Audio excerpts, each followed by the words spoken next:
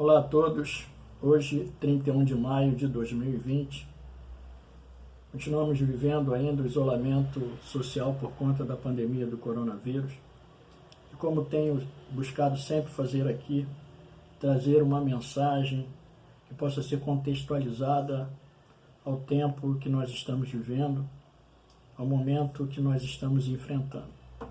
E hoje, como base da nossa reflexão, nós vamos ver um texto que se encontra no capítulo 4 do livro de Daniel, que conta a história vivida por um rei chamado Nabucodonosor.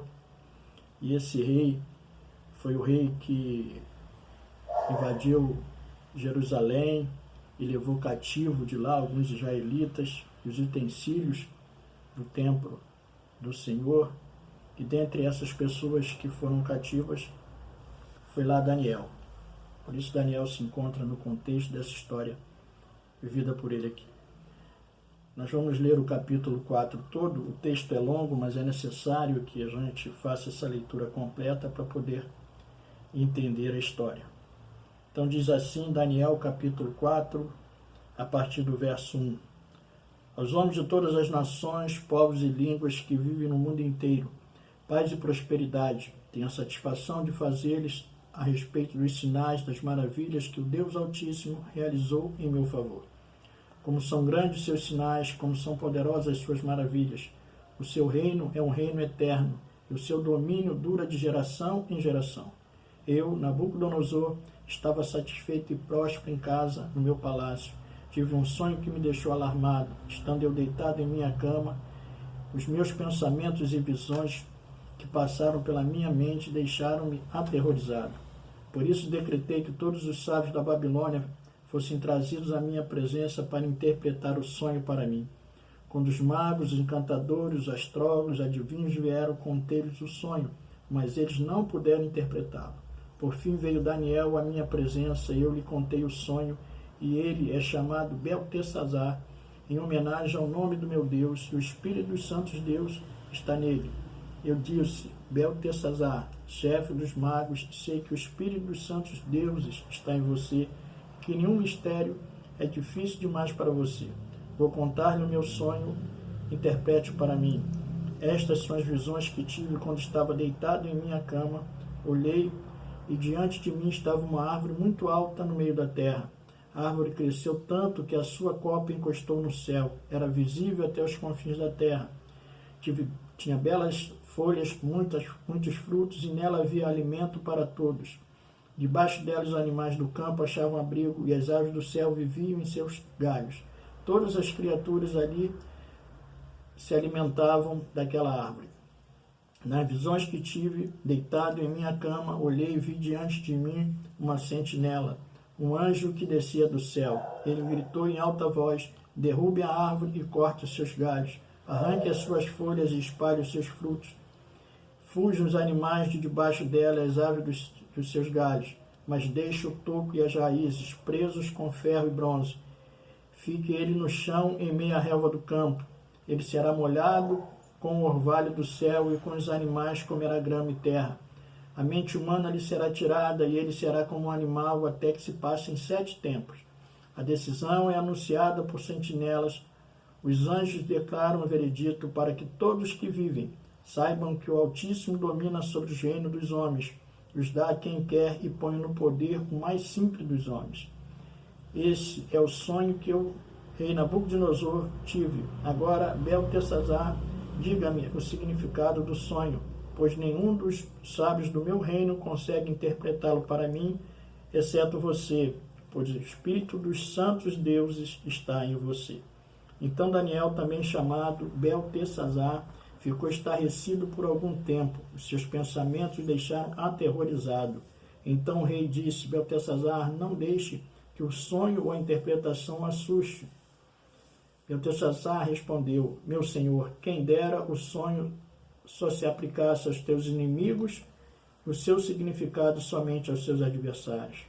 A árvore que viste cresceu e ficou enorme, cuja copa encostava no céu, visível em toda a terra, com belas folhas e muitos frutos, na qual havia alimento para todos, abrigo para os animais do campo e morada para as aves do céu nos seus galhos. essa árvore, ó rei, és tu, e tu tornaste grande e poderoso, pois a tua grandeza cresceu até alcançar o céu, e o teu domínio se estende até os confins da terra. E tu, ó rei, viste também uma sentinela, o anjo que descia do céu dizia, derrube a árvore, destrua-na, mas deixe o toco, e as suas raízes preso com ferro, bronze, fiquem nele no chão, em meio à relva do campo. Ele será molhado com o orvalho do céu e viverá com os animais selvagens até que se passem 7 tempos. Esta é a interpretação, ó rei, este é o decreto que o Altíssimo emitiu contra o rei meu senhor.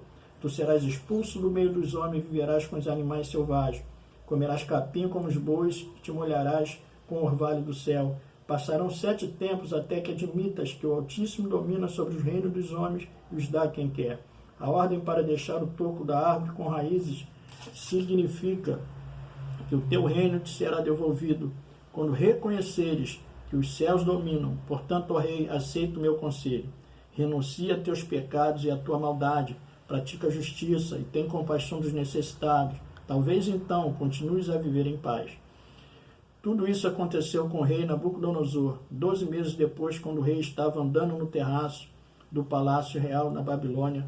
Disse, acaso não é esta grande Babilônia que eu construí como capital do meu reino, com meu enorme poder e para a glória da minha majestade? As palavras ainda estavam nos seus lábios quando veio do céu uma voz que disse, é isto que está decretado quanto a você, rei Nabucodonosor. Sua autoridade real foi tirada. Você será expulso do meio dos homens, viverá com os animais selvagens e comerá capim como os bois. Passarão 7 tempos até que admita que o Altíssimo domina sobre os reinos dos homens e dá a quem quer. A sentença sobre Nabucodonosor cumpriu-se imediatamente. Ele foi expulso do meio dos homens e passou a comer capim com os bois. Seu corpo molhou-se com o orvalho do céu até que os seus cabelos e pelos cresceram como as penas da águia e as suas unhas como garras de aves. Ao fim daquele período, eu, Nabucodonosor, levantei os olhos ao céu e percebi que o meu entendimento tinha voltado. Então louvei o Altíssimo, honrei e glorifiquei aquele que vive para sempre. O seu domínio é um domínio eterno, e o seu reino dura de geração em geração. Todos os povos da terra são como nada diante dele. Ele age como lhe agrada, e com os exércitos dos céus e com os habitantes da terra. Ninguém é capaz de resistir à sua mão ou dizer-lhes, o que fizeste? Naquele momento, voltou-me o entendimento, e eu recuperei a honra, a majestade e a glória do meu reino. Meus conselheiros e os nobres me procuraram, meu trono me foi restaurado e a minha grandeza veio a ser ainda maior. Agora eu, Nabucodonosor, louvo, exalto e glorifico o Rei dos céus, porque tudo o que ele faz é certo e todos os seus caminhos são justos. E ele tem poder para humilhar aqueles que vivem com arrogância. Então essa história, como nós acabamos de ler aqui, mostra a vida de um homem, de um rei chamado Nabucodonosor, um rei poderoso. A Babilônia era o maior reino daquela época, da sua época, e a indicação que ele, na construção lá da Babilônia, ele construiu o Jardim Suspenso da Babilônia, que é considerada uma das 7 maravilhas do mundo antigo. Então esse homem era poderoso, esse homem era rico, mas ele vive essa história que nós acabamos de ler. E olhando para esse texto, para os primeiros versículos aqui, do versículo 1 ao versículo 3, né? Aqui nós vemos a mensagem de Nabucodonosor, e ele dá uma mensagem a todas as nações, a todos os povos e línguas, né? Porque o reino dele ia até os confins da terra, o domínio dele até os confins da terra, e a sua mensagem tinha o objetivo de alcançar a todos. E ele dá o testemunho inicial do que Deus fez na vida dele e do que ele viveu. Então ele deixa registrado e dá esse testemunho aqui. E é interessante que no verso 4 diz assim, eu, Nabucodonosor, estava satisfeito e próspero em casa no meu palácio, né? Ou seja, a vida dele estava em ordem, estava tudo organizado, tudo seguindo normal, né? E ele teve um sonho, e esse sonho o deixou alarmado e a deixou aterrorizado. Ou seja, aquela normalidade, aquela ordem que reinava ali, ela ia deixar de existir por um período. E aí o sonho trazia em si essa revelação do que aconteceria com ele. Tudo em ordem, mas de repente tudo sai do seu controle, tudo sai da ordem, como ele diz, que ele estava satisfeito e próspero na sua casa, ele estava em paz na casa dele, com tudo em ordem na casa dele, e a sua situação e as circunstâncias ao seu redor, elas são mudadas. E aí ele tem esse sonho, e ele busca a interpretação desse sonho, porque ele não tinha entendimento desse sonho, e no verso 6, ele estabelece um decreto e chama lá os sábios, e chama os astrólogos, os magos, os adivinhos, aqueles que poderiam dar a interpretação do sonho para ele, trazer a interpretação, e nenhum deles conseguiu trazer a interpretação para o sonho. E aqui no verso 8 diz: por fim veio Daniel à minha presença e eu lhe contei o sonho. Né? E aí ele conta o sonho para Daniel, né? E aí Daniel vai interpretar o sonho para ele. Né? E é interessante porque Daniel dá essa interpretação a ele, e depois que Daniel traz essa interpretação para ele, Daniel dá uma orientação a ele, né? Aqui nós podemos ver, a partir do verso 8, diz assim: por fim veio Daniel à minha presença, eu lhe contei o sonho. Ele é chamado Beltesazar, em homenagem ao nome do meu Deus, e o Espírito dos Santos Deuses está nele. Né? Não era o Espírito dos Santos Deuses que estava sobre Daniel, era o Espírito do Deus único, porque não existe deuses, existe um único Deus. Mas eles criam, ele cria na existência de diversos deuses. O Espírito que estava sobre Daniel era o Espírito do Deus único e verdadeiro. E diz assim: eu disse, Beltesazar, chefe dos magos, sei que o Espírito dos Santos Deus está em você e nenhum mistério é difícil demais para você. Eu vou contar-lhe meu sonho e interprete para mim. Estas são as visões que tive quando estava deitado na minha cama. Olhei e ali diante de mim estava uma árvore muito alta no meio da terra. A árvore cresceu tanto que a sua copa encostou no céu, era visível até os confins da terra. Tinha belas folhas, muitos frutos, e nela havia alimento para todos debaixo dela. Os animais do campo achavam abrigo e as aves do céu viviam em seus galhos. Todas as criaturas se alimentavam da árvore. Nas visões que tive deitado em minha cama, olhei e vi diante de mim uma sentinela, um anjo que descia do céu, e ele gritou em alta voz: derrube a árvore, corte seus galhos, arranque suas folhas, espalhe seus frutos, fuja os animais debaixo dela e as aves dos seus galhos, mas deixe um pouco e suas raízes presos com ferro e bronze. Fique no chão, em meia relva do campo, ele será molhado com orvalho até o céu, e os animais comerão grama da terra. A mente humana lhe será tirada e será como um animal, até que se passem 7 tempos. 7 tempos se refere a 7 anos que ele ficaria separado. No 17 diz assim: a decisão é anunciada por sentinela. Os anjos declaram o veredito para que todos os que vivam saibam que o Altíssimo domina sobre o reino dos homens e dá a quem quer e põe o poder o homem mais simples. Este é o sonho que eu, o rei Nabucodonosor, tive. Agora, Beltesazar, diga-me o significado do sonho, pois nenhum dos sábios do meu reino consegue interpretá-lo para mim, exceto você, pois o Espírito dos Santos Deus está em você. Então Daniel, chamado Beltesazar, ficou estarrecido por algum tempo e os seus pensamentos deixaram aterrorizado. Então o rei disse: Beltesazar, não deixe que o sonho ou a sua interpretação o assuste.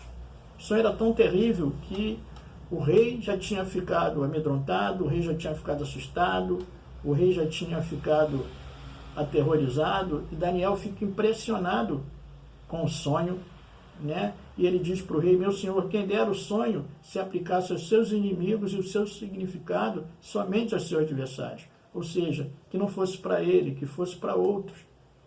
Mas o sonho era para ele. Quem ia viver aquela situação era ele. E Daniel sabia, porque Daniel interpretou o sonho. E aí Daniel diz assim para ele: a árvore que viste, que cresceu e ficou enorme, és tu, ó rei. Tu tornaste grande e poderoso, pois a tua grandeza cresceu até alcançar o céu, e o teu domínio se estende até os confins da terra. É interessante, né, que Daniel diz para ele: olha só, essa árvore que vai ser cortada é você. O simbolismo que você viu nesse sonho se refere a você.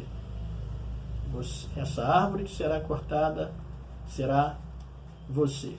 Imagine a situação de Daniel diante daquele rei poderoso. Ele dá essa interpretação. Se o rei já estava aterrorizado, apavorado, imagine como ele ficou depois dessa interpretação. E aí no verso 24 diz assim: esta é a interpretação, rei, este é o decreto que o Altíssimo emitiu contra o rei, meu senhor.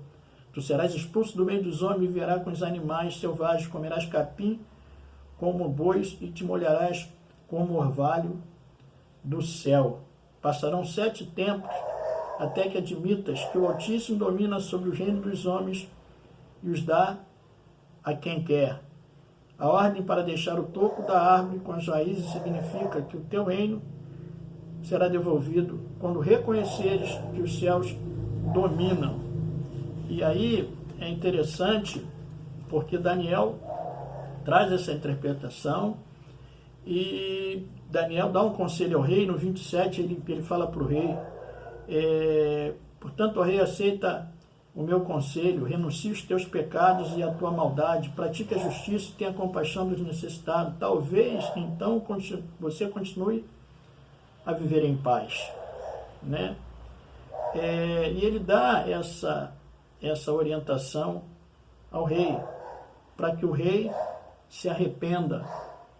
E é interessante porque no 29 diz que 12 meses depois, 12 meses se passaram, um ano se passou, e o rei estava andando no terraço do palácio real. Ou seja, se passou um ano depois que Daniel interpreta o sonho para ele, que Daniel o orienta para que se arrependa, renuncie os seus pecados, né, e a maldade dele. Mas mesmo ele ouvindo o que ele ouviu, mesmo ele ficando aterrorizado como ele ficou, passou um ano e ele não mudou. Passou um ano e ele não renuncia, ele continua com a mesma vida. E é interessante porque Deus teve paciência com ele. E no Salmo 86, no verso 15, diz assim: mas tu, Senhor, és Deus compassivo e misericordioso, muito paciente, rico em amor e em fidelidade. Ou seja, Deus é compassivo, Deus é misericordioso e Deus é paciente. E ele foi paciente com Nabucodonosor. E ele é paciente comigo e com você. Ele deu um tempo de um ano para que esse homem se arrependesse e para que ele mudasse a sua vida. Interessante que depois que passou um ano, ele continuou da mesma maneira. Ele tinha sido avisado o que iria acontecer, para ele se arrepender, para ele renunciar, mas ele continuou da mesma maneira. E aí a gente vê aqui no 12 meses depois, quando o rei estava andando no terraço do palácio real da Babilônia, disse, essa é a declaração de Nabucodonosor, um ano depois da revelação do sonho: acaso não é esta a grande Babilônia que eu construí como capital do meu reino, com o meu enorme poder e para a glória da minha majestade? As palavras ainda estavam nos meus lábios, quando veio do céu uma voz que diz, é isto que está decretado quanto a você, rei Nabucodonosor, sua autoridade real lhe foi tirada. Um ano depois, depois de ter sido avisado do sonho que o deixou apavorado, aterrorizado, parece que ele esqueceu do sonho, e ele vivia a sua vida, seguiu a sua vida, e parece que não deu importância ao sonho. E no verso 30 ele diz, acaso não é esta grande Babilônia que eu construí como capital do meu reino, com o meu enorme poder para a glória da minha majestade? Ou seja, ele tinha construído para a glória dele, soberba. Lá Provérbios 16, 18, diz que a soberba precede a ruína, e um tiver de espírito precede a queda. E no verso 31, diz assim, as palavras ainda estavam nos seus lábios, quando veio do céu, as palavras ainda estavam nos seus lábios, quando veio do céu uma voz que disse, é isso que está decretado quanto a você, rei Nabucodonosor, sua autoridade real lhe foi tirada. Ou seja, a soberba precede a ruína, Ele teve a oportunidade, Daniel falou com ele, falou para ele se arrepender, mas ele manteve a posição dele, a autoridade dele foi tirada. E aí diz que a sentença sobre Nabucodonosor se cumpriu imediatamente. O verso 33 nos mostra isso, diz isso. Depois que foi decretado, a autoridade foi tirada, se cumpriu a sentença imediatamente. Então o que eu aprendo aqui?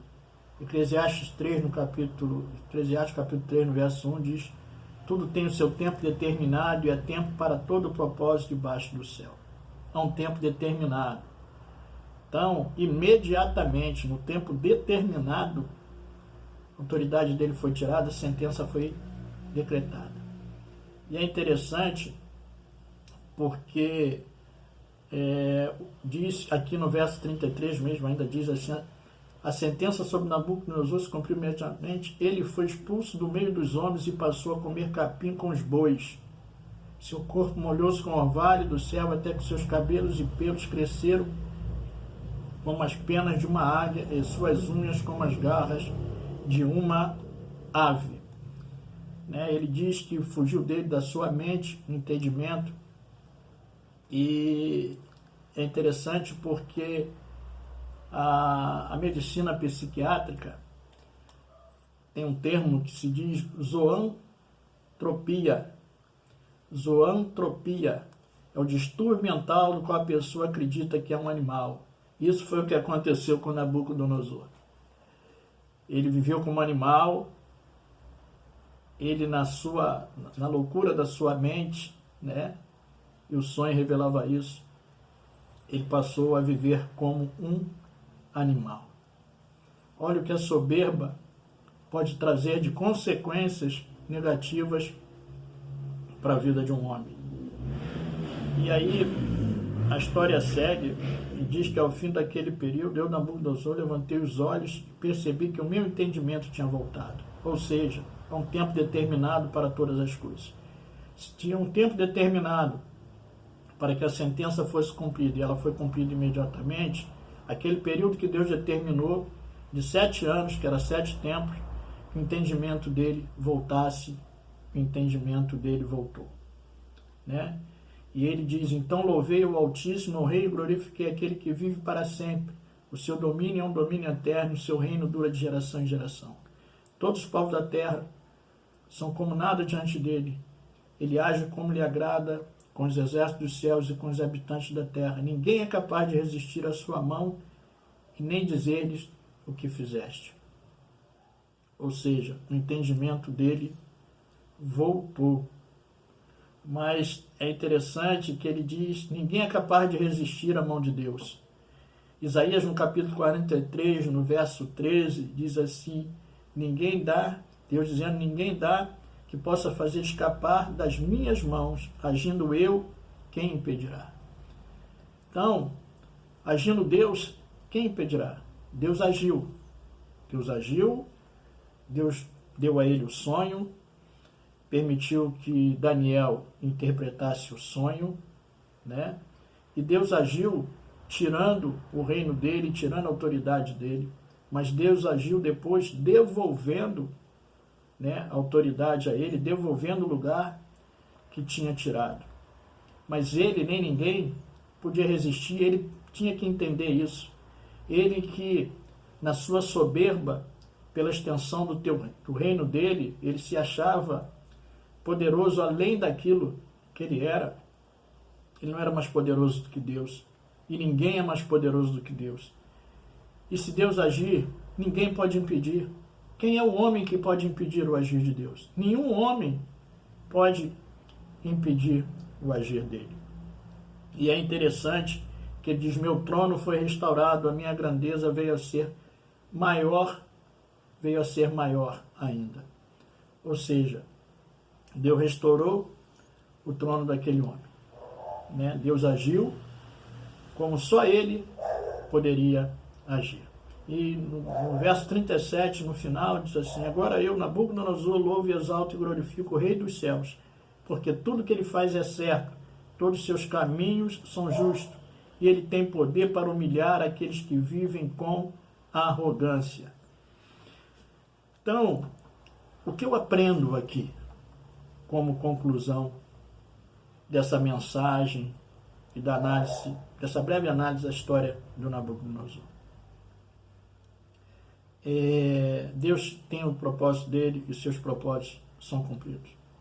Deus, ele não tem prazer na morte do homem. Lá em Ezequiel, no capítulo 18, no verso 23, Deus diz que não tem prazer na morte do ímpio, mas que o ímpio se arrependa, se converta e viva.